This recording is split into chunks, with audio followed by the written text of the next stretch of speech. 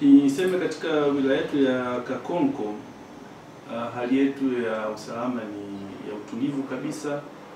Wananchi wetu hawana wasiwasi wowote kuhusiana na swala la uchaguzi. Lakini niendelee kusisitiza tu kwamba wananchi wote ambao wana sifa za kuchagua viongozi wetu basi waweze kujitokeza kwa wingi kwa ajili ya kwenda kuchagua viongozi ambao watatuongoza kwa maana ya Mheshimiwa Rais, lakini Mheshimiwa mbunge pamoja na madiwani. Wasiwe na wasiwasi wowote.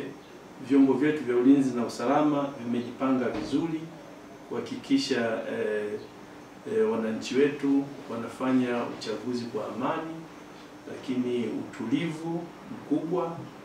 Na baada tu ya kumaliza kupiga kura, tunawasihi wananchi waweze kwenda kuendelea na shughuli zao mpaka hapo matokeo yatakapotangazwa. Wasiwe na wasiwasi wowote, sisi tumejipanga vizuri.